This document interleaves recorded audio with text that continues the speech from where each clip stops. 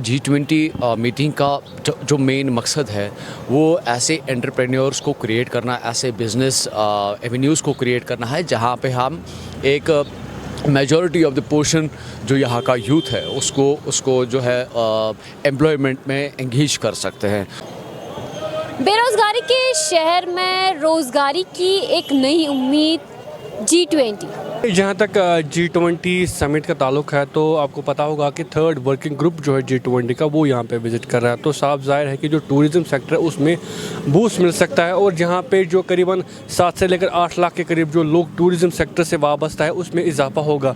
Employment तो बढ़ेगा ही जब G20 समिट या जो वर्किंग ग्रुप है उनका जब उसका पॉजिटिव रिजल्ट आएगा, यानी जब अच्छे तरीके से यहाँ के टूरिज़्म की प्रमोशन उनके ममालिक में होगी, जिस ममालिक से वो डेलीगेट्स यहाँ पे आ रहे हैं, जब वो अच्छे तरीके से प्रमोशन कश्मीर की करेंगे तो उसके बाद ही जो है एम्प्लॉयमेंट जनरेट होंगे। यहाँ पर इंडस्ट्रियलाइजेशन में हम लोग अनफॉर्चुनेटली पिछले 30-40 सालों से काफ़ी पीछे रह चुके हैं, जिसकी वजह से काफ़ी अनएम्प्लॉयमेंट भी जो है जनरेट हुई है।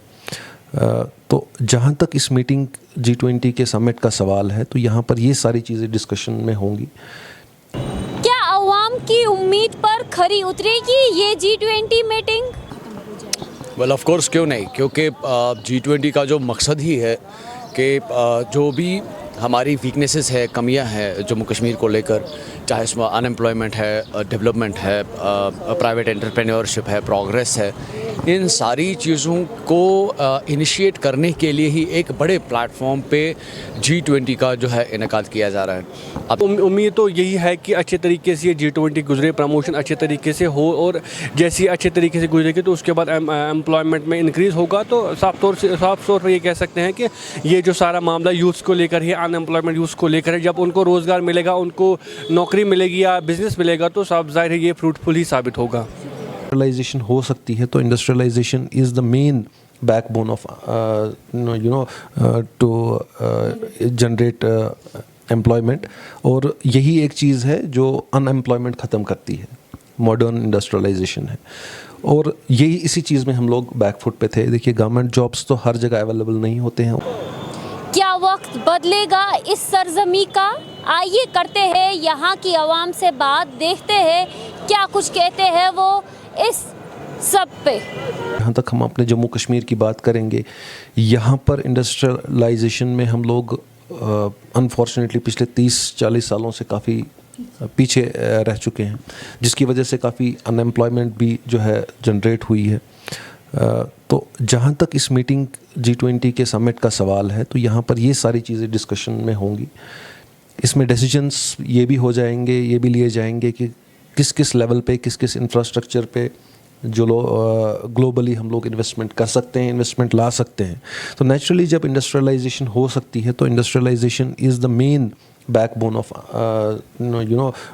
टू जनरेट एम्प्लॉयमेंट, और यही एक चीज़ है जो अनएम्प्लॉयमेंट ख़त्म करती है।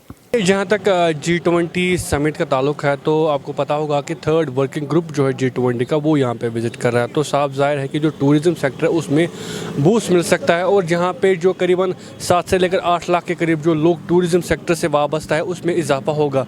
एम्प्लॉयमेंट तो बढ़ेगा ही जब G20 समिट या जो वर्किंग ग्रुप है उनका जब उसका पॉजिटिव रिजल्ट आएगा, यानी जब अच्छे तरीके से यहाँ के टूरिज़्म की प्रमोशन उनके ममालिक में होगी, जिस ममालिक से वो डेलीगेट्स यहाँ पे आ रहे हैं, जब वो अच्छे तरीके से प्रमोशन कश्मीर की करेंगे तो उसके बाद ही जो है एम्प्लॉयमेंट जनरेट होंगे, वहाँ से टूरिस्ट आएंगे, यहाँ का हैंडीक्राफ्ट जो है बढ़ेगा, उसमें ख़रीदारी होगी, एक्सपोर्ट बढ़ेगा, और उसके साथ साथ जो टूरिज़्म सेक्टर है वो भी बूस्ट होगा। लेकिन G20 का जो मकसद ही है कि जो भी हमारी वीकनेसेस है, कमियां हैं जम्मू कश्मीर को लेकर, चाहे इसमें अनएम्प्लॉयमेंट है, डेवलपमेंट है, प्राइवेट एंटरप्रेन्योरशिप है, प्रोग्रेस है, इन सारी चीज़ों को इनिशिएट करने के लिए ही एक बड़े प्लेटफॉर्म पे G20 का जो है इनेकाद किया जा रहा है। आप देखेंगे कि जम्मू कश्मीर की सबसे बड़ी एक प्रॉब्लम रही है कि यहाँ पे शुरुआत से ही अनएम्प्लॉयमेंट का मसला रहा है, और अनएम्प्लॉयमेंट को दूर करने के लिए सिर्फ हमारे पास गवर्नमेंट जॉब के ही ओनली एवेन्यूज़ अवेलेबल नहीं हैं. There are number of platforms जहाँ से हम रेवेन्यू जनरेट कर सकते हैं. And one of the most biggest thing is कि अगर आप यहाँ पे इंडस्ट्रीज़ कॉरपोरेट्स क्रिएट करते हैं. सो इस G20 मीटिंग का जो मेन मकसद है वो ऐसे एंटरप्रेन्योर्स को क्रिएट करना, ऐसे बिजनेस एवेन्यूज़ को क्रिएट करना है जहाँ पे हम एक मेजॉरिटी ऑफ द पोर्शन जो यहाँ का यूथ है उसको जो है एम्प्लॉयमेंट में एंगेज कर सकते हैं. सो आई थिंक कि अगर ये जो मीटिंग है एक कामयाब तर्ज पे नज़र आती है तो होपफुली जो भी यहाँ की प्रॉब्लम्स है खासकर अनएम्प्लॉयमेंट वो ऑब्वियसली ख़त्म हो सकती है.